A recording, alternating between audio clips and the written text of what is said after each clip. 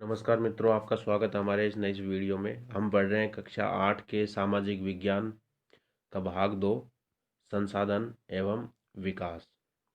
ये भूगोल की पुस्तक है। आज हमारा इसमें अंतिम चैप्टर है 6 नंबर का। उससे पहले हम बात कर लेते हैं कि पिछले वीडियो में हमने 2 क्वेश्चन पूछे थे और इन 2 क्वेश्चन के आपको आंसर बताने थे। पहला क्वेश्चन ये था कि फोर्ट ग्लेस्टर अवस्थित है, यानी कहाँ स्थित है फोर्ट ग्लेस्टर नामक स्थान। और इसका राइट आंसर है वेस्ट बंगाल, पश्चिम बंगाल में है। आपको ध्यान होना चाहिए कि हमने बताया था कि 1818 में भारत में पहला सूती वस्त्र उद्योग स्थापित किया गया था। 1818 में फोर्ट ग्लेस्टर, जो कि कोलकाता के में स्थित है, कोलकाता में। और कोलकाता कहाँ है? वेस्ट बंगाल में। इसका राइट आंसर वेस्ट बंगाल। ये असफल रहा था क्योंकि कुछ समय बाद ही इसको किन्हीं कारणों से बंद करना पड़ गया था। ये भारत का प्रथम स्थापित उद्योग था लेकिन बंद हो गया था। अगला क्वेश्चन था, निम्न में से प्राकृतिक रेशा है। प्राकृतिक रेशा, इसका राइट आंसर है जूट। इसको हम प्रकृति से सीधे प्राप्त करते हैं। नायलॉन है, एक्रिलिक है, ये कृत्रिम रेशा मानव द्वारा निर्मित है ये। अब हम शुरुआत करते हैं पाठ 6, मानव संसाधन।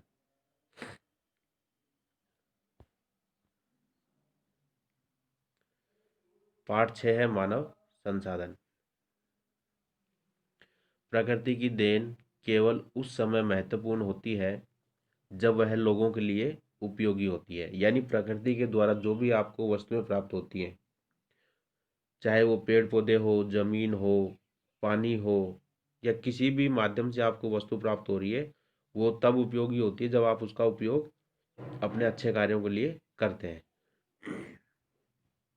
लोग अपनी आवश्यकताओं और योग्यताओं से उसे संसाधन में परिवर्तित कर देते हैं। यानी सीधे तौर पे वो आपके लिए संसाधन नहीं होती है, लेकिन आप उसको संसाधन के रूप में परिवर्तन कर सकते हैं उसमें कुछ संशोधन करके। इस प्रकार मानव संसाधन ही अंतिम संसाधन है। स्वस्थ, शिक्षित और अभिप्रेरित लोग अपनी आवश्यकताओं के अनुरूप संसाधनों का विकास करते हैं। भारत सरकार के अधीन एक मानव संसाधन मंत्रालय है। 1885 में इस मंत्रालय का निर्माण लोगों के कौशल को बढ़ाने के लिए किया गया था। 1885 में भारत सरकार के अधीन है ये मंत्रालय जो है। इस मंत्रालय को MHRD कहते हैं, ministry of human resource development, मानव संसाधन विकास मंत्रालय। इसका पूरा नाम है मानव संसाधन विकास मंत्रालय, ministry of human resource development. जो ये शिक्षा विभाग है ना, ये शिक्षा विभाग इसी में ही आता है। ये एक प्रकार से शिक्षा विभाग ही मान लीजिए आप इसको। लेकिन वर्तमान में अभी सुनने में आ रहा है कि इस विभाग का नाम बदल दिया जाएगा, मतलब MHRD इसको मानव संसाधन विकास मंत्रालय न कह करके शिक्षा मंत्रालय कह सकते हैं। ऐसा सुनने में आ रहा है कि ऐसा हो सकता है। अब देखिए, हो नहीं हो वो बात की बात है। तो इसका काम क्या है? इसमें लोगों का कौशल बढ़ाना है, क्योंकि शिक्षा प्राप्त करते हैं, शिक्षा भी एक प्रकार का आपका कौशल बढ़ाती है। प्रधानमंत्री कौशल विकास योजना, PKVY, प्रधानमंत्री कौशल विकास योजना को 2015 में 1 करोड़ भारतीय युवाओं को 2016 से 2020 तक प्रशिक्षित करने के उद्देश्य से शुरू किया गया था। प्रधानमंत्री कौशल विकास योजना कब प्रारंभ हुई थी? ये 2016 से प्रारंभ हुई थी। और इसकी घोषणा कब हुई थी? इसकी घोषणा हुई थी 2015 में। ठीक है, इसकी घोषणा 2015 में हो गई थी। इसका काम क्या था कि 2016 से 2020 तक, यानी हम 5 वर्षों में 1 करोड़ भारतीयों को किसी न किसी कौशल में विकसित करेंगे ताकि वो अपना रोजगार कर सकें। ये थी प्रधानमंत्री कौशल विकास योजना। अब हम बात करते हैं जनसंख्या का वितरण की।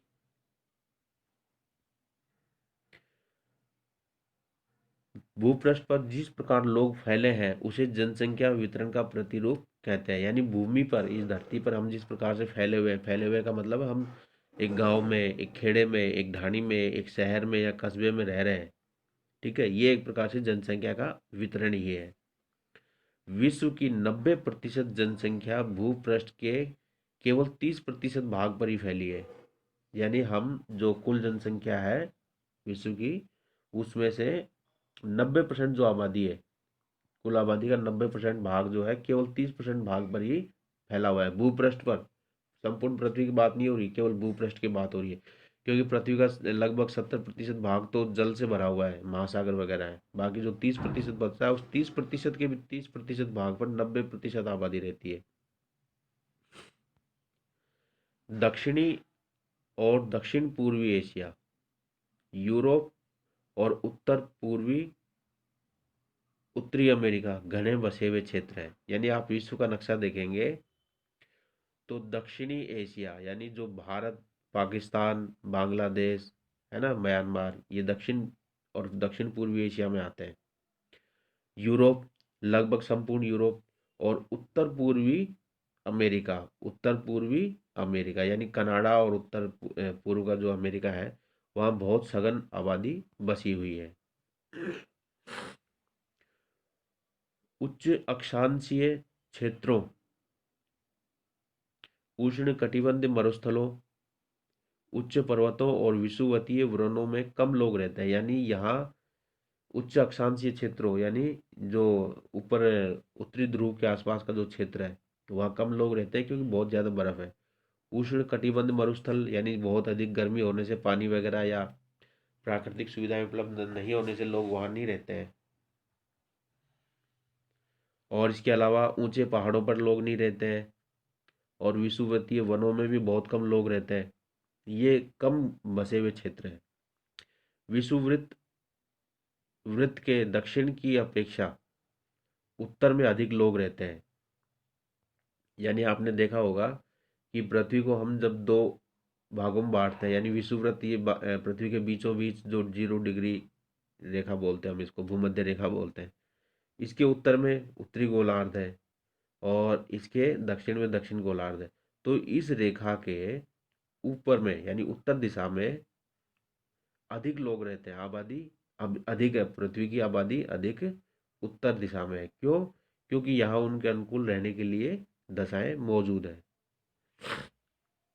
पृथ्वी की तीन चौथाई आबादी दक्षिण सॉरी 3/4 आबादी एशिया और अफ्रीका महाद्वीप में रहती है। यानी 3/4 जो आबादी है एशिया और अफ्रीका महाद्वीप, इन दो महाद्वीपों में रहती है। यानी पृथ्वी में यदि मान लीजिए कुल 4 लोग हैं तो 4 में से 3 लोग इन दो महाद्वीपों में ही रहते हैं। विश्व के 60% लोग 10 देशों में रहते हैं। ये 10 देशों की आबादी जो है सबसे ज़्यादा चीन में, उसके बाद भारत, ये क्रम से है। सर्वाधिक चीन, Bharat, United state of America, संयुक्त राज्य अमेरिका, इंडोनेशिया, ब्राज़ील, फिर पाकिस्तान, बांग्लादेश, नाइजीरिया, रूस और जापान। इस प्रकार से ये सर्वाधिक 10 बड़ी आबादी वाले देश हैं। याद रखिएगा, पहला नंबर पे अधिकांश विद्यार्थियों को याद रहता है कि चीन सर्वाधिक आबादी वाला है, दूसरा भारत है, तीसरा अमेरिका है और चौथा इंडोनेशिया है ना। सर्वाधिक मुस्लिम आबादी भी यही है, और पांचवा ब्राज़ील है। फिर उसके बाद पाकिस्तान, बांग्लादेश, नाइजीरिया, रूस और जापान। इस प्रकार से ये 10 सर्वाधिक आबादी वाले राष्ट्र हैं। अब हम बात करते हैं जनसंख्या घनत्व की। जनसंख्या घनत्व से तात्पर्य है कि प्रति वर्ग किलोमीटर में कितने लोग रहते हैं। प्रति वर्ग किलोमीटर में इसको व्यक्त करते हैं, यानी 1 किलोमीटर एरिया जो है वर्ग किलोमीटर का, उसमें कितने लोग रह रहे हैं, उसको बोलते हैं जनसंख्या घनत्व। भारत का औसत जो जनघनत्व है वो 382 है। भारत का औसत जनघनत्व कितना है? 382 है। और ये जनगणना 2011 के अनुसार है। अभी 2021 की जनगणना अभी प्रारंभ होने वाली है, तो ये 2011 के अनुसार है। प्रति वर्ग किलोमीटर है ये भारत का। और विश्व का औसत जनघनत्व कितना है? विश्व का औसत जनघनत्व है 51। ठीक है, तथ्यात्मक दृष्टि से बहुत महत्वपूर्ण बिंदु है। भारत का औसत जनघनत्व 382 और विश्व का 51। क्योंकि ऐसे कक्षा 6, 7, 8 से संबंधित किसी न किसी एग्जाम में क्वेश्चन आते ही आते हैं और कई बार हमें ऐसा लगता है कि ये सामान्य बिंदु है और उसको हम छोड़ देते हैं कि यार ऐसे ही प्रकार के क्वेश्चन नहीं आ सकते। मैं आपको एक उदाहरण बताता हूँ। 2011 या 2012 का सेकंड ग्रेड का एक एग्ज़ाम था। उसमें जीके का क्वेश्चन पेपर था या शायद सामाजिक कर रहा होगा। उसमें क्वेश्चन ये था कि भारत में सर्वाधिक जो जल खपत किस क्षेत्र में होती है ना। उसमें दिया हुआ था घरेलू क्षेत्र में, उद्योग क्षेत्र में, कृषि क्षेत्र में, ठीक है। और एक एक और ऑप्शन था और उसका राइट आंसर था कृषि क्षेत्र में। और वही चीज़ कक्षा 7 या 8 की सामाजिक की पुस्तक थी, उसका कोई अंतिम चैप्टर था जल से संबंधित, उसमें ये चीज़ दी हुई थी। तो इस प्रकार से ये कक्षा 6 से लेकर 12 तक की किताबों का आपको सामान्य रूप से अध्ययन करते रहना चाहिए। अब हम बात करते हैं जनसंख्या वितरण को प्रभावित करने वाले कारक कौन कौन से हैं। देखिए, स्थलाकृति, स्थलाकृति से तात्पर्य है कि जहाँ लोग रह रहे हैं वो क्षेत्र कैसा है, ऊबड़ खाबड़ है, पठारी है या मैदानी है, ठीक है। यदि मैदानी क्षेत्र है तो वहाँ लोगों की आबादी अधिक मिलेगी। क्यों मिलेगी? क्योंकि मैदानी क्षेत्र में उनको मकान बनाने के लिए अच्छी सुविधाएं मिलती है और वहाँ उनको पर्याप्त जल भी उपलब्ध हो जाता है। पहाड़ी क्षेत्र में बहुत ही कम लोग रहते हैं, बहुत ही कम, क्योंकि वहाँ न तो वो खेती कर सकते हैं, हाँ कुछ पशु जरूर वो रख सकते हैं कि पहाड़ी क्षेत्र से प्राप्त होने वाली घास पेड़ पौधों से उनका पालन पोषण कर सकें, लेकिन वो सामान्यतः चरवाहे वगैरह प्रजाति के लोग होते हैं। इस प्रकार स्थलाकृति एक महत्वपूर्ण कारक है जो जनसंख्या वितरण को प्रभावित करता है। आप देखेंगे कि भारत के जो गंगा और यमुना नदियों का जो मैदानी क्षेत्र है, गंगा और यमुना का जो मैदानी क्षेत्र है, यहाँ बहुत सघन आबादी बसी हुई है। यानी दिल्ली और उत्तर प्रदेश बिहार वाला जो क्षेत्र है, आप देखेंगे भारत की सर्वाधिक सघन बसे हुए क्षेत्र हैं वो। क्यों? क्योंकि वो मैदान है, उनके अनुकूल है, लोग अपने घर बना सकते हैं, खेती बाड़ी अच्छी कर सकते हैं। और राजस्थान की बात करें तो राजस्थान के पूर्वी भाग में यानी अलवर, झुंझुनू, जयपुर, दौसा, करौली, ये सघन बसे हुए क्षेत्र हैं। क्यों? क्योंकि यहाँ ये मैदान है और यहाँ इनको पर्याप्त जल उपलब्ध हो जाता है। अगला कारक है जलवायु, यानी अच्छी जलवायु, सम जलवायु। सम जलवायु का तात्पर्य न अधिक गर्मी न अधिक बरसात न अधिक ठंड। उस क्षेत्र में लोग अधिक रहते हैं। जैसे लेह लद्दाख में अत्यधिक ठंड पड़ती है, बर्फ गिरती है, तो वहाँ बहुत ही विरल जनसंख्या है, बहुत कम लोग रहते हैं। पश्चिम रेगिस्तान में जो आपने देखा होगा कि पश्चिम राजस्थान में जो रेगिस्तान है और गुजरात के क्षेत्र में जो रेगिस्तान है, वहाँ बहुत ही कम आबादी बसी हुई है। क्यों? क्योंकि वहाँ की जलवायु अनुकूल नहीं है। दिन भर गर्मी के दिनों में धूल भरी हवाएं चलती है, लूएं चलती है, तो लोग वहाँ रहना कम पसंद करते हैं। अगला कारक है मृदा। मृदा यानी मिट्टी। यदि उपजाऊ मिट्टी है तो वहाँ अधिक लोग रहना पसंद करते हैं, क्योंकि उनके अनुसार वो खेती बाड़ी अच्छी कर सकते हैं। तो उपजाऊ मृदा वाले क्षेत्रों में आबादी अधिक मिलती है। जैसे रेगिस्तान है, उपजाऊ मृदा नहीं है, तो वहाँ लोग कम रहेंगे। तो मृदा भी एक कारक है जनसंख्या वितरण को प्रभावित करने वाला।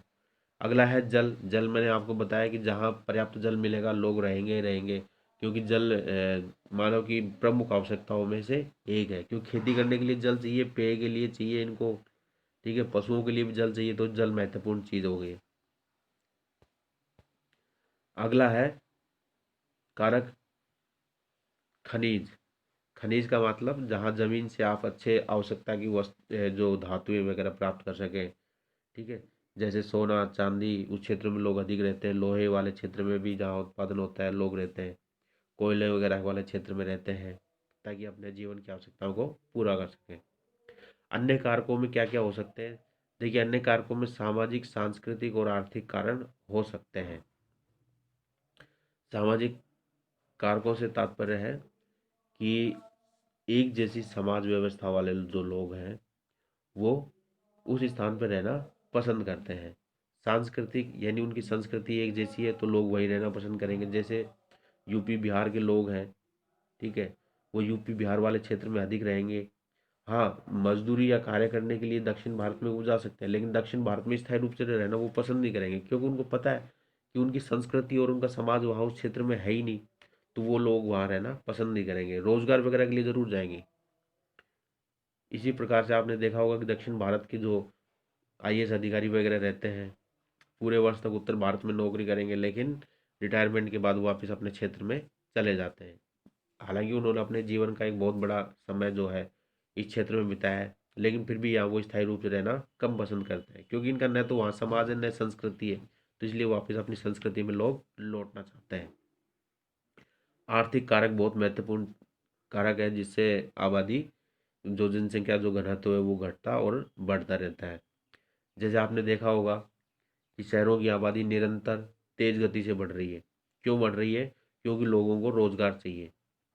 कृषि का जो खेत है वगैरह है, जो कृषि जोते हैं, उनका आकार छोटा हो गया है। अर्थात आबादी बढ़ने से, जैसे एक व्यक्ति के पास मान लीजिए 40 बीघा जमीन थी, उसके 4 बेटे हुए तो सबके हिस्से 10-10 बीघा आई। ठीक है, उनके भी मान लीजिए 2 बेटे हुए तो एक के हिस्से 5 बीघा आई। कहाँ तो उनके दादा 40 बीघा में कर रहे थे और कहाँ वो बच्चे 5 बीघा में कृषि कर रहे हैं। तो वो क्या करते हैं, वो शहरों की तरफ लौटते हैं। क्यों शहरों की तरफ क्यों जाते हैं? इसलिए ताकि उनको रोजगार मिल सके। तो इसलिए आर्थिक कारक बड़ा महत्वपूर्ण कारक है जिससे आबादी बढ़ती है। जीवन प्रत्याशा किसे कहते हैं? जीवन प्रत्याशा यानी व्यक्तियों के जीवित रहने की औसत आयु। व्यक्तियों के जीवित रहने की औसत आयु को जीवन प्रत्याशा कहते हैं। पहले भारत में जीवन प्रत्याशा कम थी, लेकिन कुछ वर्षों में या ये मान लीजिए 2-3 दशकों में जीवन प्रत्याशा जो है वो बढ़ गई है। क्यों बढ़ गई है?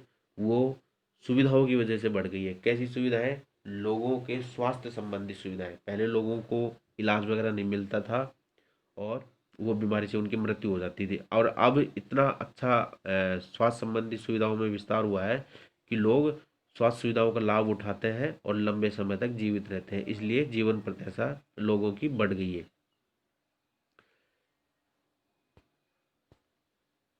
आगे हम बात करते हैं जनसंख्या परिवर्तन की। जनसंख्या परिवर्तन किसे कहते हैं? जनसंख्या परिवर्तन एक निश्चित अवधि के दौरान लोगों की जनसंख्या में परिवर्तन होना ही जनसंख्या परिवर्तन कहलाता है। सन 1800 तक विश्व की जनसंख्या धीरे धीरे बढ़ी थी, यानी सन 1800 ईस्वी तक विश्व की जनसंख्या धीरे धीरे बढ़ रही है। बड़ी संख्या में बच्चे जन्म लेते थे, वह स्वास्थ्य सुविधाओं की कमी से वे मर जाते थे। तो इस प्रकार से आबादी धीरे धीरे बढ़ रही थी। बच्चे तो खूब पैदा हो रहे थे, लेकिन स्वास्थ्य संबंधी कमियों की वजह से, कुपोषण की कमी से या शिक्षा के अभाव में लोग अपने स्वास्थ्य का ध्यान नहीं रख पाते थे, तो उससे उनकी मृत्यु हो जाती थी। सन 1804 में विश्व की जनसंख्या 1 अरब हो गई। सन 1804 में विश्व की जनसंख्या 1 अरब हो गई थी। और 1959 में विश्व की जो जनसंख्या है 3 अरब हो गई।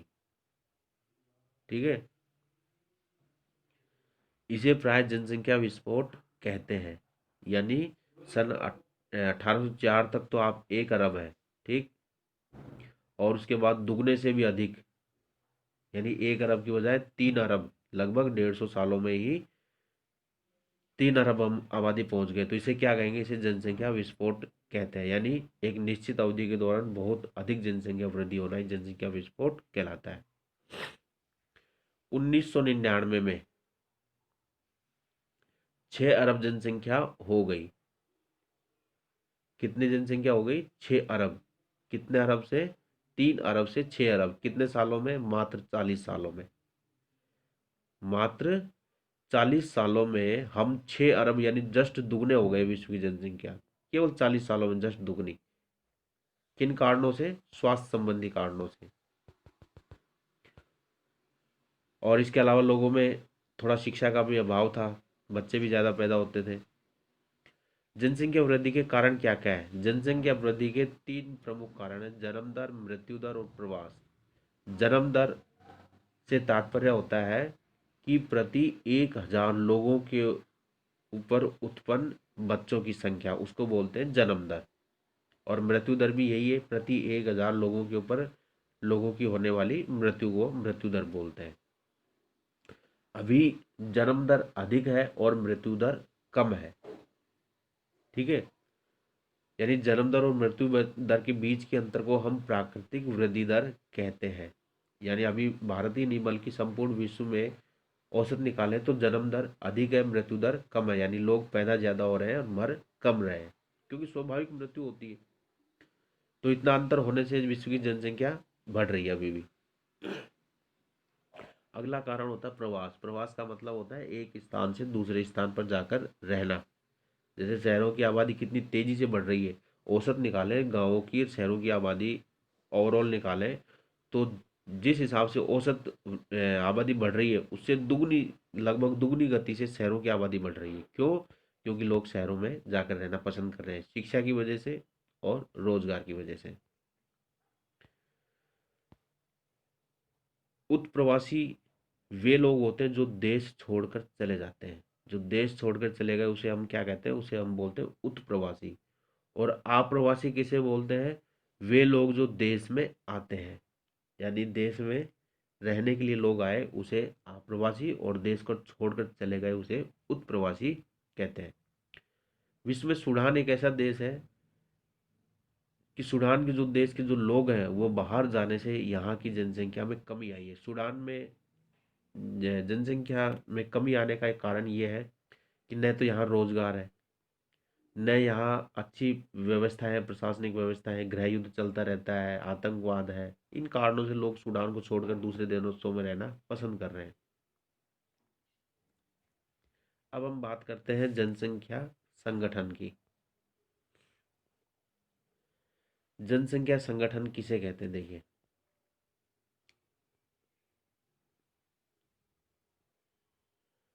यह हमें यह जानने में मदद करता है कि कितने पुरुष हैं और कितनी स्त्रियां हैं, वे किस आयु वर्ग के हैं और कितने शिक्षित हैं, वे किस प्रकार के व्यवसाय में लगे हुए हैं और उनकी आय का स्तर क्या है, स्वास्थ्य दशाएं कैसी है। और एक देश के जनसंख्या संगठन का जो अध्ययन करने के लिए एक रुचिकर ये विधि है जिसको हम जनसंख्या पिरामिड कहते हैं, जिसे आयु लिंग पिरामिड भी कहते हैं।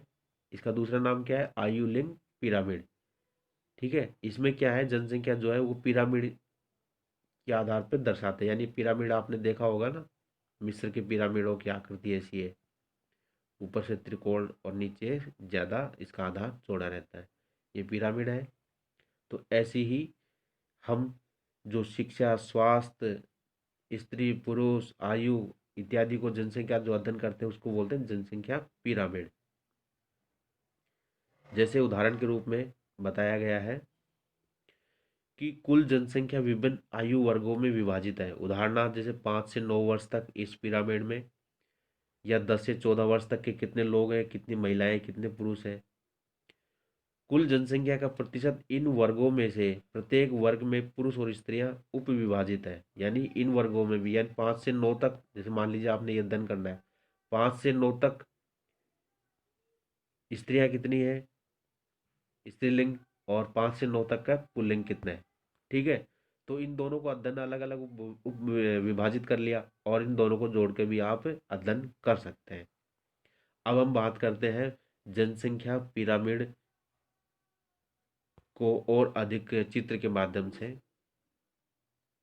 ये देखिए, ये जनसंख्या पिरामिड है, आपको दिखाई दे रहा है, ये आधार है, ये जनसंख्या का प्रतिशत है आपको नीचे, और ये इस तरफ है आयु वर्ग। ठीक है, ये आयु वर्ग है। तो जैसे मान लीजिए इसमें उदाहरण बताया था 5 से 9 वर्ष तक का, यानी 5 से 9 वर्ष तक का ये वाला पिरामिड का आधार है। ठीक है, ये है पुरुषों का, और ये इस तरफ आपके दाईं तरफ है, ये है स्त्रियों का।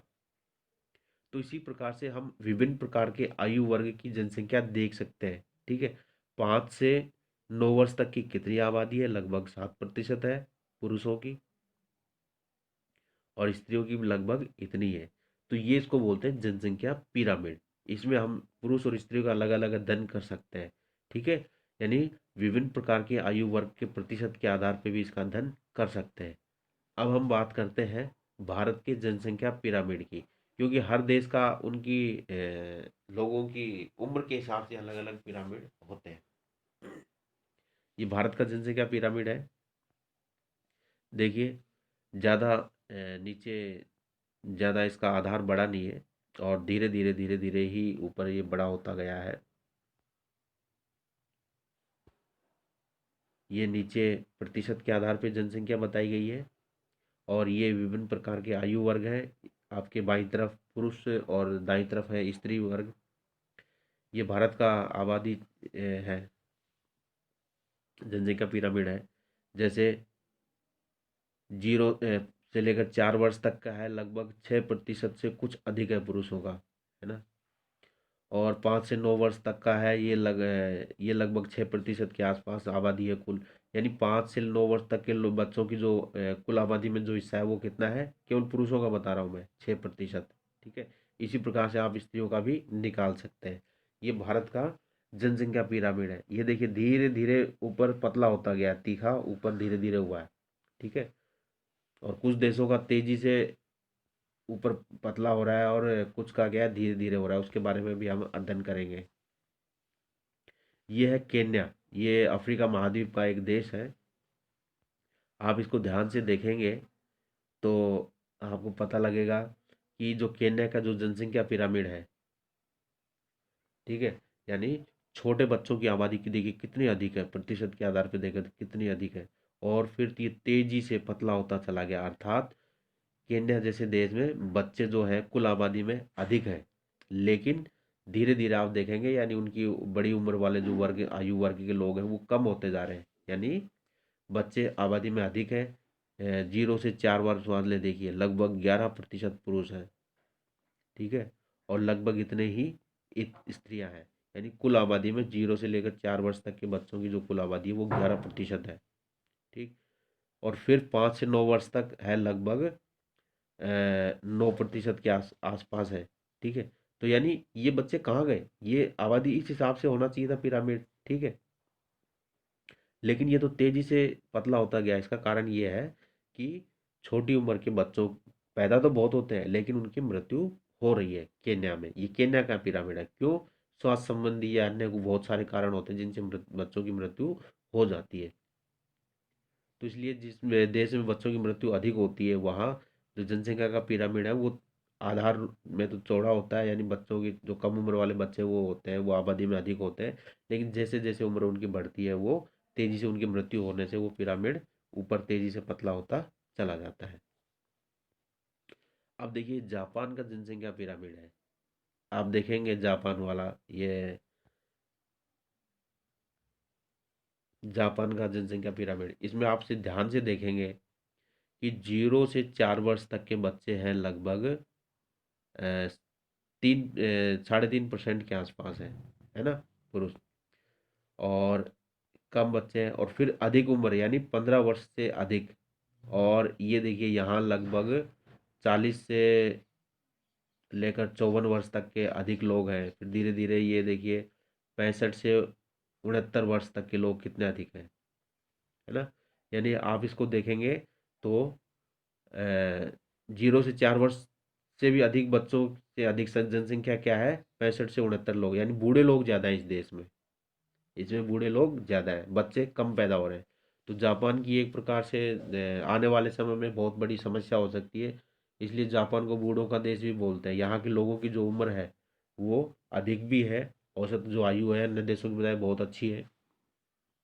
और आबादी जो नई आबादी यानी नए बच्चे जो पैदा हो रहे हैं वो संख्या में कम हो रहे हैं। तो देश में क्या है, बूढ़े लोग ज़्यादा है और बच्चे बहुत ही कम है। और हमारे देश में ऐसा नहीं है, हमारे देश में बच्चे अधिक हैं बूढ़े कम है।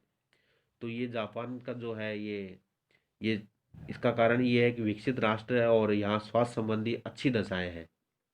हालांकि भविष्य की दृष्टि से देखें तो यहाँ लोग जो कुछ वर्षों बाद जो है बच्चे वो कम होंगे और बूढ़े और भी अधिक होंगे। तो ये आपके चैप्टर था। अब हम बात कर लेते हैं आज के वीडियो से संबंधित 2 क्वेश्चन की, जिनके आंसर आपको कमेंट्स बॉक्स में लिख करके बताने हैं। पहला क्वेश्चन ये है कि वे 3 कारक जिनसे जनसंख्या में परिवर्तन होता है, वे 3 कारक जिनसे जनसंख्या में परिवर्तन होता है। पहला ऑप्शन है जन्म, मृत्यु और विवाह। दूसरा ऑप्शन है जन्म, मृत्यु और प्रवास। और तीसरा ऑप्शन है जन्म, मृत्यु और जीवन प्रत्याशा। और दूसरा क्वेश्चन ये है कि 1999 में विश्व की जनसंख्या कितनी हो गई थी, यानी 1999 में विश्व की जनसंख्या आपको बतानी है। आपके ऑप्शन, पहला है 1 अरब, दूसरा ऑप्शन है 3 अरब, और तीसरा ऑप्शन है 6 अरब। आपको कमेंट्स बॉक्स में लिख करके इनके आंसर बताने हैं। आपको यदि ये वीडियो अच्छा लगा तो इस वीडियो को लाइक करें, सब्सक्राइब करें और शेयर करें अपने मित्रों को जो विभिन्न प्रकार की प्रतियोगी परीक्षाओं की तैयारी कर रहे हैं। ये आपके लिए चाहे रिट लेवल 1 हो, चाहे रिट लेवल 2 हो, सबके लिए समान रूप से उपयोगी है। और विशेष रूप से मैं तो ये कहूँगा, यदि आप लेवल 1 की तैयारी कर रहे हैं तो आपके लिए पर्यावरण अध्ययन का बहुत महत्वपूर्ण बिंदु इसमें आएंगे, क्योंकि ज्योग्राफी कक्षा 6 से लेकर 10 तक की जो भूगोल के जो भाग हैं उनको आपको अच्छे तरीके से याद करना है।